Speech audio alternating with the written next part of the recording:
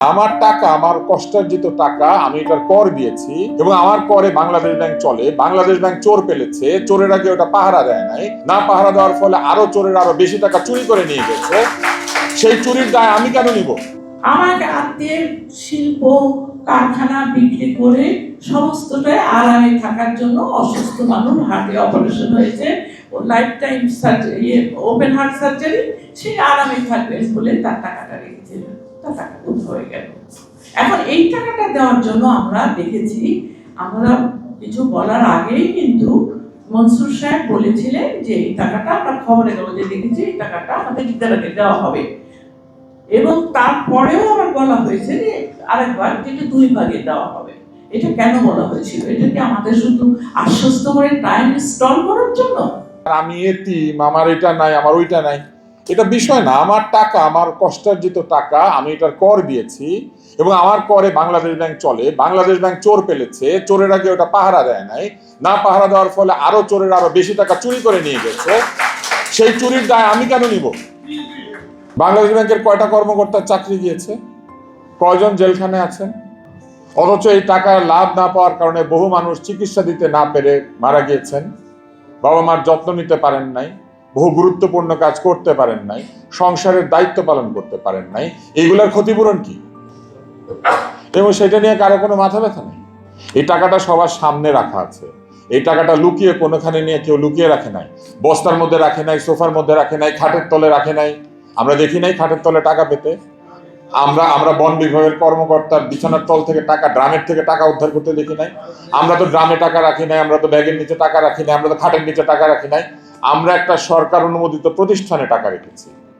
ফলে আমরা আমাদের টাকা ফেরত পাবো, এইটার জন্য আমাদেরকে দেন দরবার করতে হচ্ছে। এর চাইতে অসভ্য আর কি হতে পারে? একটা একটা আর্থিক ব্যবস্থার কত বড় অসভ্য আচরণ যে আমাদের সঙ্গে এই আচরণটা করা হচ্ছে, যে আমরা আমাদের টাকা চাওয়ার জন্য তাদের কাছে গিয়ে ভিক্ষা করতে হচ্ছে।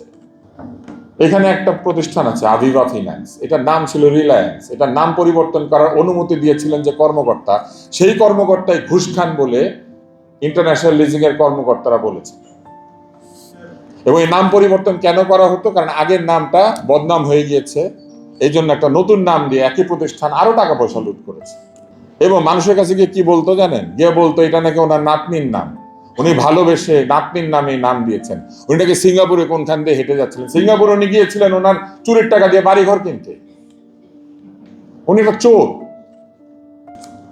এখন এই ধরনের বহু স্ক্যাম করা হয়েছে, এটাকে বলে ফিনান্সিয়াল কেলেঙ্কারি।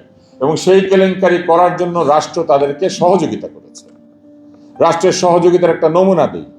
এনবিএফআইতে সরকারি টাকা রাখার নিয়মের ক্ষেত্রে রেস্ট্রিকশন ছিল। রাষ্ট্র সেই রেস্ট্রিকশন তুলে নিয়ে সরকারি টাকা এনবিএফআইতে রেখেছে।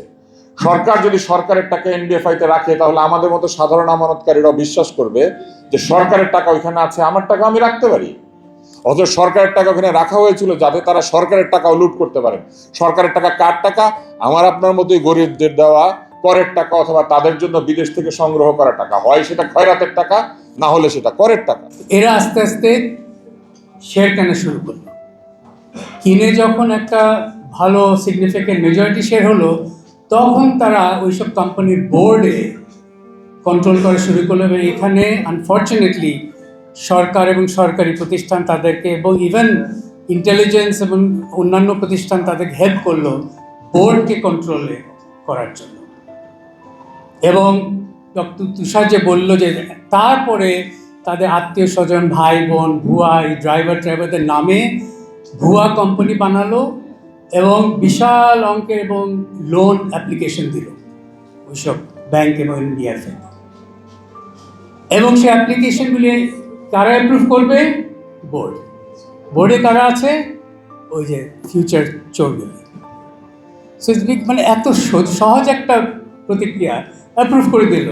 বেশিরভাগ লোনের কোনো মানে লোন দেওয়ার মতো কোনো জাস্টিফিকেশনই ছিল না, কোনো কোলাটারাল ছিল না, কিচ্ছু ছিল না। তাদের ইনফ্যাক্ট বিজনেস এক্সপিরিয়েন্সও নাই, কিছুই নাই।